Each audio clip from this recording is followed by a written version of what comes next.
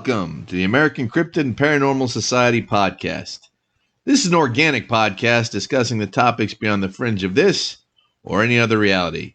On this podcast, we explore cryptids, cryptonology, paranormal activity, lost legends, aliens, government conspiracies, historic mysteries, lost treasures, forbidden archaeology, and the edge of reality.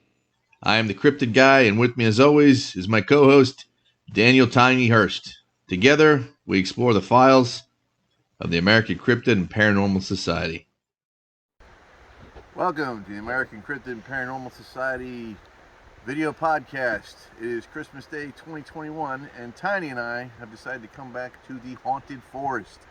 We haven't been out here for almost 3 years, and we're just automatically drawn to some new evidence that suggests cryptid activity. Now, if you look up here, and you see how this bark is stripped all off these trees here, it almost creates like a barrier line. Now the problem is, normally bears would probably maybe scratch 7 to 8 feet. Would you say, Tiny? Yeah. These are way taller than that. And as Tiny and I were looking earlier, it looks like something real massive and big came out here recently. Almost as like there's a boundary that's been drawn. Now the last time we were out here, we ran into evidence for both cynocephaly, our friend the dog man, and Bigfoot. And our thought process was that from what we discovered, the carnage, basically, from what was left, was there had been some kind of territorial dispute. And I can't help but wonder if that maybe has been settled, and these are barriers for either dogmen or cynocephaly. In other words, this is ours. Here's a neutral ground, and yours is over there. Because whatever came down here was awful big, and I don't see a human being coming down here. I mean, look at this Tiny. This is 4 foot of muck and nothing. And coming out of here would be just ridiculous. I mean, that'd be hard to walk through. Yeah, I don't know how well that translates over to the video. I know on the screen I'm looking at now, it really doesn't, but maybe on a larger screen, but you can see a trail down through there, and it could be deer trail. I think it's too big for deer, and here's why. Look at the depth it'd have to go through, because what you're not seeing is this canopy is holding down. I mean, that's 6.5, 7 feet high before you get to the ground. It's true. So whatever came through here was big. Another thing too is out here, one of the things that drew us out here, so I had a gentleman contact me, and of course this was our first time out here, and he deer hunts. His whole family deer hunt. 3 generations back they've hunted out here, and he brought me out here, and one of the things that he and his family had noticed is in this area was no deer to hunt. And as we walked back into the further back area, we found no animal sign. We found plentiful food untouched. And as you can hear right now, I'm just going to be really quiet and let you listen. There's a complete lack of animal noise, and it's been that way every time we've been back in here. I mean, there's nothing. It's one of the oddities of it.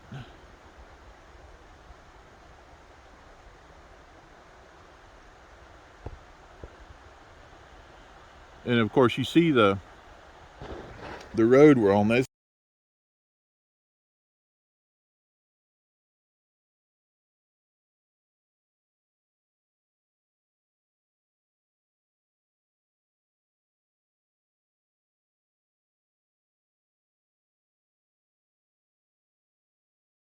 the road that we took to get in here, and we come down to check out a couple other things, but we're going to go further back here very shortly.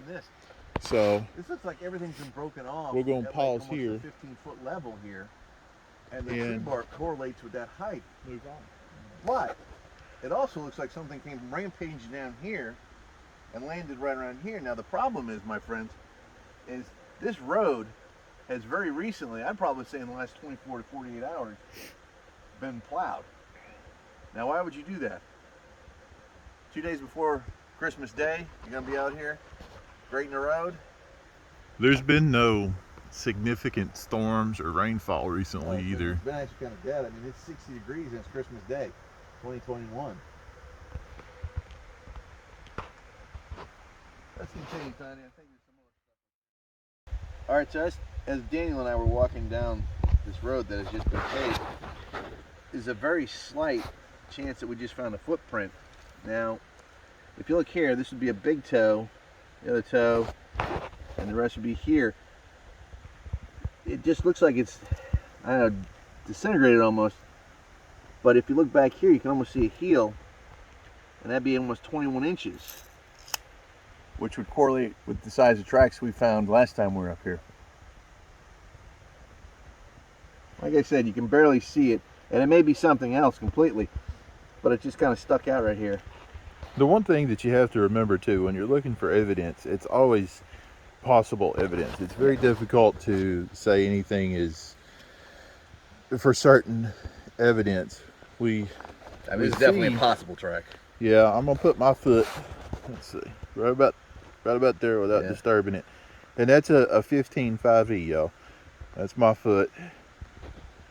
I don't know if you can really even see that on camera, right, but we're going to try and take some pictures too. We'll add those in.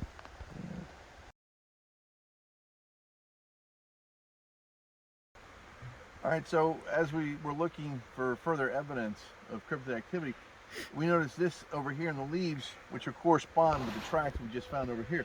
Now, if you look here where the back of the tape measure is, that would be the heel, and right around here would be the toe, where my fingers. So you'd be right around 21 inches, and of course it's boxy. This would be the area right here where their foot elongates more. But if you look at the width right here, I mean, you're almost at 9 inches, maybe wider. And again, this is all in leaf litter. So this is possibly in the mid-tarsal break right here, and the toes would be over here. So again, this is definitely one of those, you know, take it with a grain of salt. It's just possible evidence, but it's just very suspicious, because if you look at the weighing angle and the height of whatever came down here was obviously very big. But if it launched off of here and then landed right here where the footprint was, I mean, to me that would make sense. It's very interesting. This place is, there's a reason that we call it the Haunted Woods, and it has a feel to it, especially certain places. You never know it's noon right now. I mean, look at it almost feels like it's late afternoon. And some of our stories, if you have followed us for any length of time from when we were doing fringe investigations, we had some serious some serious interaction here in this particular area. Not where you're seeing now. This is just the road to get in there. I think it's quite fascinating that we're seeing all this stuff here, but we're going to go further back, and through there, if you followed us, like I said, you've seen or heard our stories here, and it's well, it's interesting, just to say the least. Okay, folks, so what you're looking at, you can tell some distance, and I'm going to do some zooming here. It's going to be shaky and it's going to get grainy at the end, but if you see, you can see where the trees have, we'll just say, shed their bark. And I am aware that there is a species of tree that does shed its bark. I'm going to do some research so I can remember the name of it. I don't think that all of these are that, but there's a dark spot up the hill that I'm focusing on. It could be a cave, it could just be a dark area in the underbrush. We're not sure exactly what it is. Christian thought he may have saw some movement. I've already zoomed in, got some stills, but I'm going to try and zoom this video in for you so you can kind of see what we're looking at. You can kind of see the distance here, so I'm going to zoom now. You can see kind of what I'm focusing on here. And there may be some pareidolia going on. I'm trying to zoom in well, it's as far as I can zoom. There may be some pareidolia going on for us. I'm not sure. And again, there hasn't been any animal noises, or we haven't seen a bird, fly, anything. But that's just kind of an interesting little area there. I'm gonna try and move really slow here so it don't make you sick watching it, but you can see the bark off of those trees actually kind of line up with it. It's interesting. You know, I'm not saying that it is evidence. I'm not saying that it isn't. It's just oddities. And that's what we look for, is oddities. They may or may not be anything. What we're doing today is, honestly, we're out here enjoying the outdoors on Christmas Day and just sharing with you guys.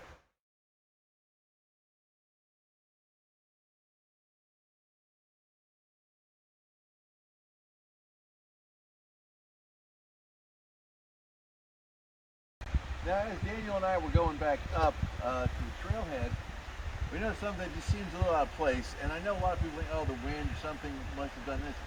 But if you look at this branch right here, this deadfall, it actually looks like it was snapped. Like it actually looks like something had actually physically snapped it, because you can see almost a round circular pattern up by the top. Now, it's not easy to see when you're looking at it through camera, but when you're this close, you can still kind of see it. Now, the thing that's insane is that's got to be, what, 20 feet up? Easily 20 feet up. So that's just another strange occurrence that happens out here all the time. Just like I said, this isn't evidence, it's suggested evidence. Now, the other thing that's very strange is about the same height up here, a little further down the road here, you have the same kind of occurrence, but it looks like someone just got yanked out of there. And as you can tell, there's no debris, there's nothing on the ground. Whatever, it picked it up or yanked it off, it done something with it. That's one thing that's kind of interesting here with this one, is you look around, you look for the debris, you look for the evidence of natural breakage, things like that, and you know, there are none. The way that that's laying in the tree, maybe it came further up and kind of landed straight down. Possibly.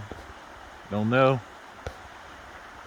There's 100 different explanations for every piece of evidence that you find. You have to remember that. So you kind of got to use your own gut in deciding what you want to call evidence and what isn't evidence. Of course, not everything is evidence. We're just finding anomalies here and sharing with you. We're not saying that it's actual evidence or not. But anomalies tend to lead to evidence if you find any. Looks like he may have just found some debris there. Let's walk up and take a look at it. As Daniel and I are walking up the path here, we were noticing some things that had changed a lot since the last time we were here. Last time we were here, there was X formations all up and down this entire section right here, specifically in the beginning of the trail. But while we were walking up here, we just noticed something. There's a tree, and it looks like it's either been pushed down, might have been pulled out, but you can see where one end was snapped. This end looks awful clean, but if you look at the way it's laid up on these other 1, 2, 3, 4, 5 trees, because there's 2 right there, it almost looks like it's woven in. And the reason why I'm pointing that out is that would be a perfect spot to have a blind. If you notice the path we're walking on, this could be a trail path, and if some deer or something else were walking down here to get a drink down here, this would be a perfect ambush spot. It's just something to notice. You know, again, could be nothing, but it just, to me, looks like a perfect ambush spot. And you can see there's a lot of tree damage up here, and I don't know. I can't explain that. We haven't had any real bad weather that would correspond with that kind of damage. But it's just very interesting. This whole area. Every time we've been here, there's been tree damage. It's odd, and like we said, it's been 3 years Easily. since And we've been here. on top of that, we just walked less than 100 yards. It's probably gone up 10 degrees, and we're starting to hear animal noise, specifically birds, which again, very strange. Yeah, well, I'm actually kind of glad about that. Yeah, me too. That means we're more alone. The last time we were here, it was we definitely weren't alone. But you can see it's an interesting area, and this is also the first time that we've done any video here. Folks, I hope you appreciate us bringing you along for the ride, because we're not making very much progress. We had to keep stopping to show you stuff that we found. And case in point is this, and Christian, I'll let you take it away since I'm the camera guy today.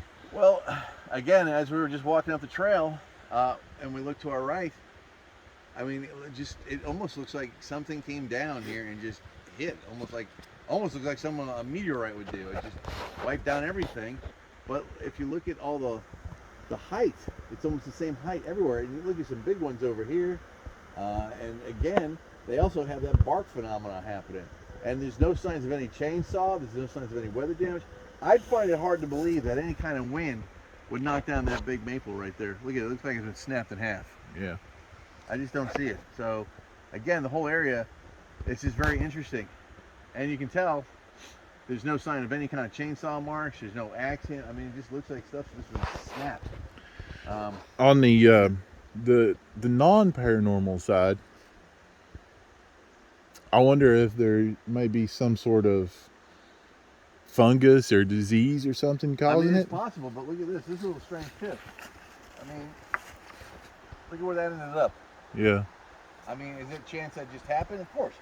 But I just find it's just a little strange. It landed on a debarked tree. And not only that, it kind of has like, an arch. And it's been uprooted. It has been uprooted, and it also looks like something you might say, hey, this is a warning, stay out of here, or this is our area. This is threshold.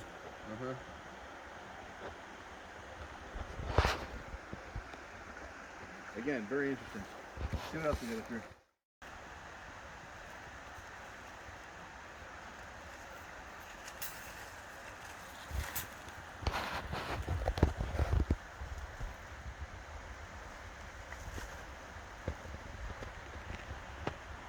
So guys, just so you know what's happening,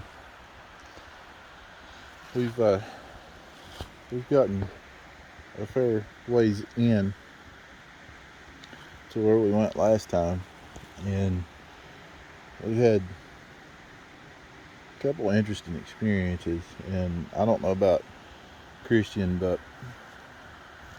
I really feel the need to walk softly and be as quiet as possible. I'm not real sure why, but we've heard a whistle, a couple whistles over on the other ridge, and we've definitely heard what sounded like steps around us. And it's just, for lack of a better way to describe it, it's creepy, which it always has been back in here. Every time we've been here, I've been here several times, but I can honestly say I've never felt the need to walk softly and be quiet. So that's what I'm trying to do, is exactly that, and be respectful and listen. And you can see here what I first started pointing out and what Christian was measuring is what appears to be tracks through this mud. Relatively fresh tracks, to the point where water was settling in one of them. And it's kind of enough to make a fella nervous. So just wanted to share that little bit of progress with you. We're going to walk on a little ways and see what happens. if one of us gets eaten or anything, I'll try and let you know. Whichever one doesn't get eaten. I mean, it is Christmas, so I'm sure. It'll be on the podcast. Yeah, it should be a Christmas feast. I don't know. That's what we'll call it. We are kind of fat and juicy, so. Yeah, I was just thinking there's no way I'm going to outrun anything. No, I wouldn't even try. I just walk fast.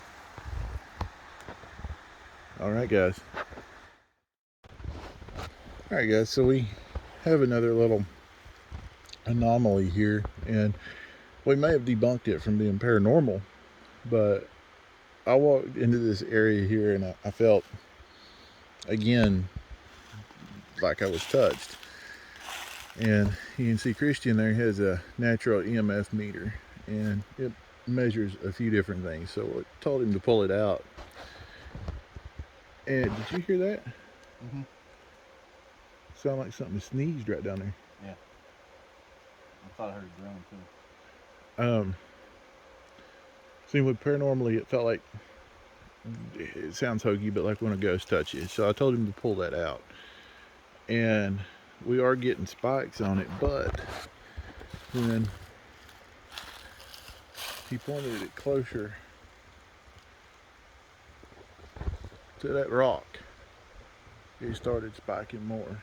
And that could be just because that rock has a whole lot of quartz in it. Yeah, it's probably mostly quartz. There's a lot of theory in the paranormal world about quartz, and we can go into that a little bit later. But just right down here, you just heard me go, did you hear that? And I swear it sounded like a small dog or something sneezed. And we have yet to hear or see any animal sign, which is typical for this area, but it's odd.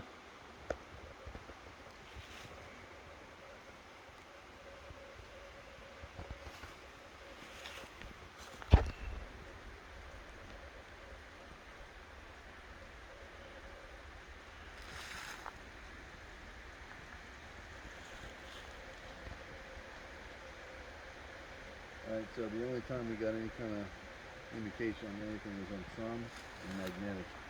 Everything else is blanked out. So it's definitely something. So it's a magnetic Resonance from something. Which doesn't make a whole lot of sense considering our location. Well, is it sensitive enough to pick up the Earth's magnetic field? Yeah, but it's a little higher than what that should be. And we're getting fluctuations between 1 and 4.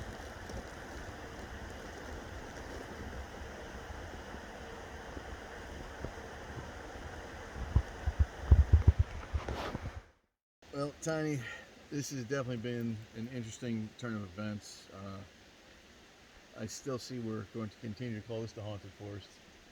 Absolutely. I think that there's a lot of things here, more than just cryptid activity. I know there's paranormal activity here. It's almost palpable when you walk in. Yeah, and the crazy thing is, as you can see, this vehicle passing us here.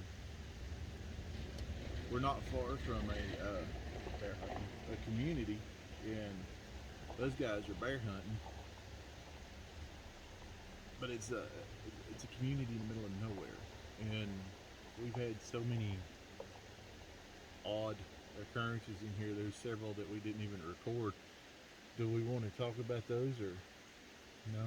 No, I think today's best summed up is like we did the investigation.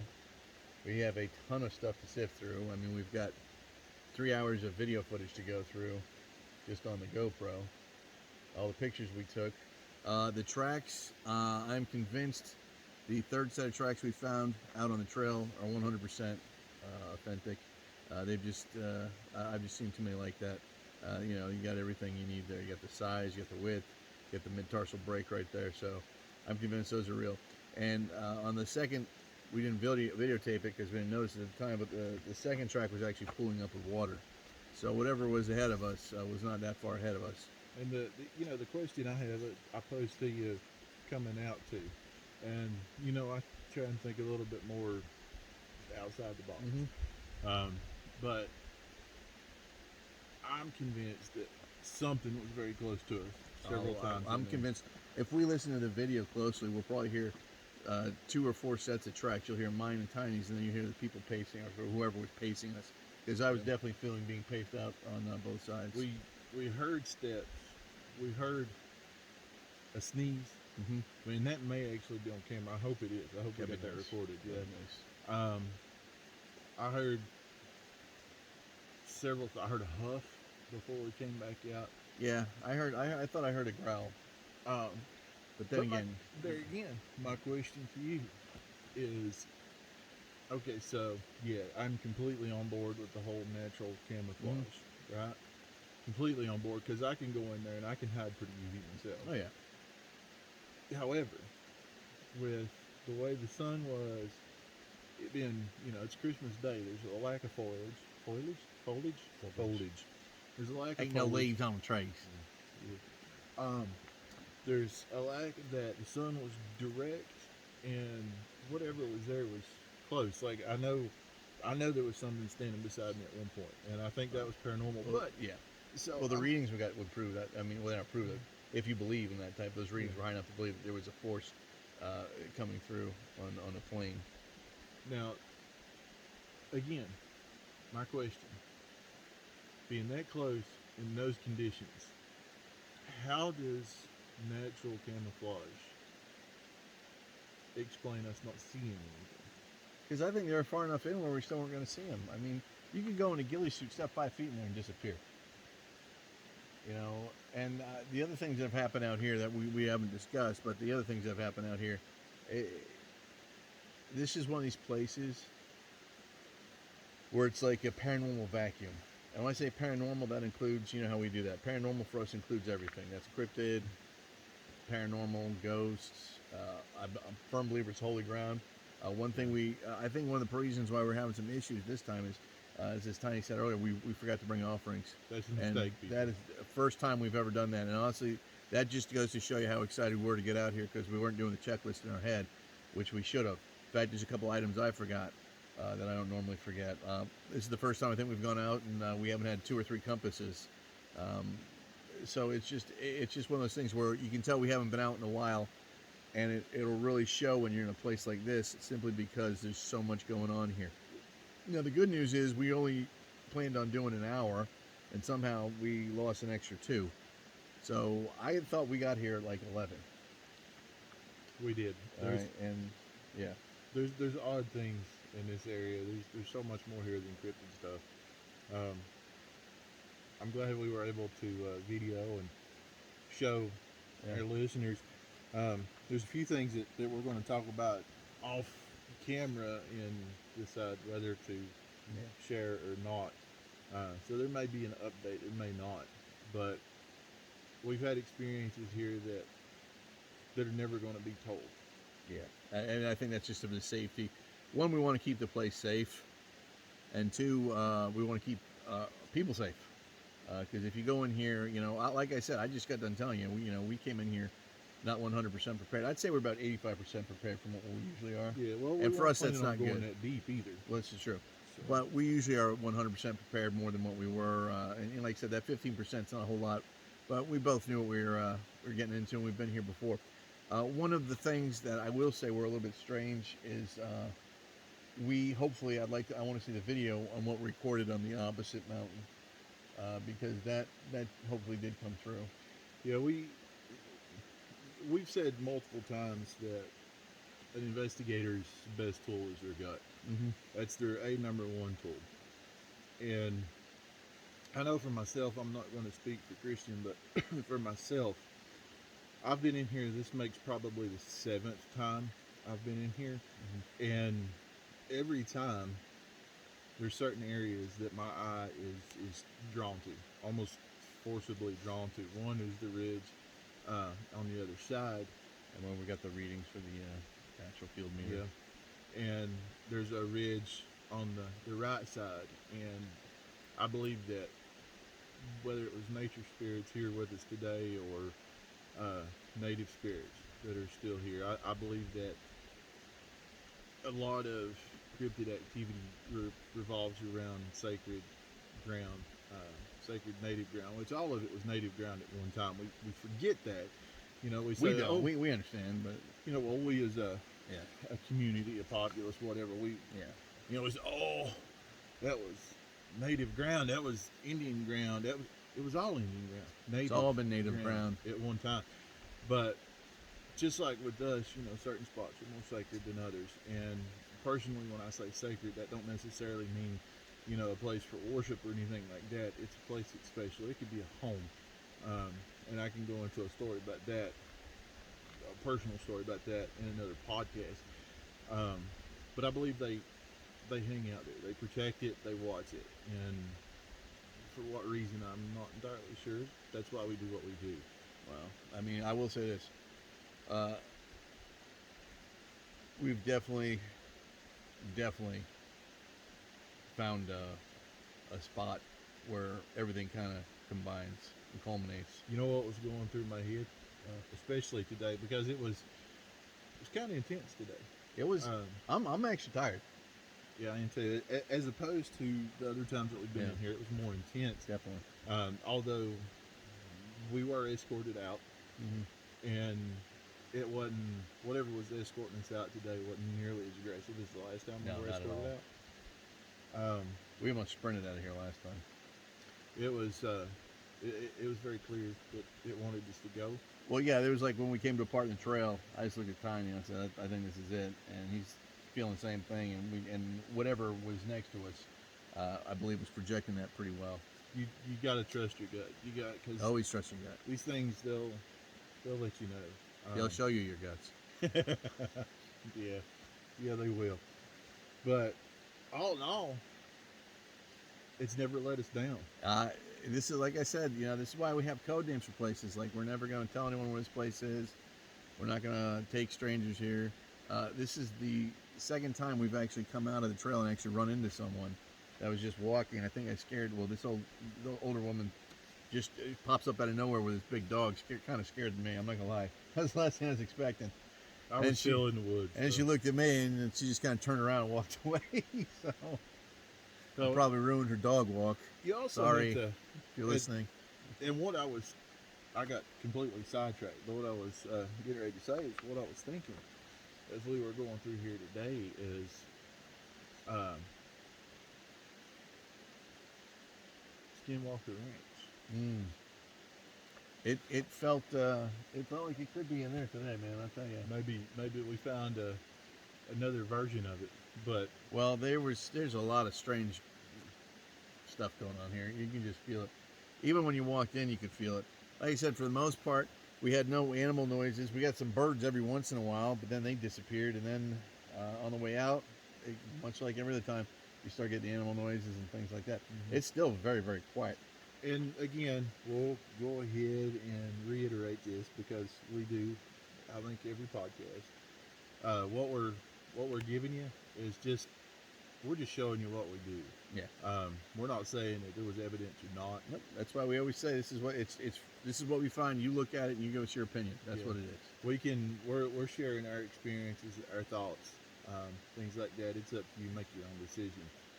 But I can tell you, it's weird back in there, and I love it.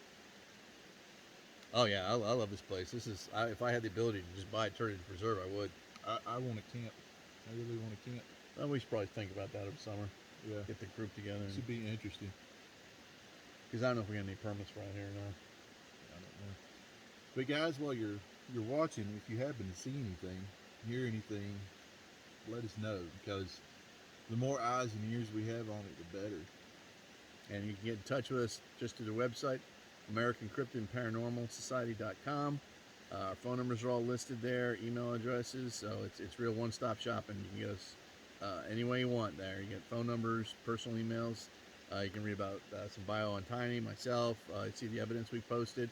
And again, everything we posted, it's your version of what you think it is. It's not. We're not posted. We've never posted anything that says this is a definitive track, or this is exactly what this is. What do you think? Yeah, we're just sharing what we do. And that's what we do, and that's what we're here to do. We're here to help, and that's what we try to do the most of.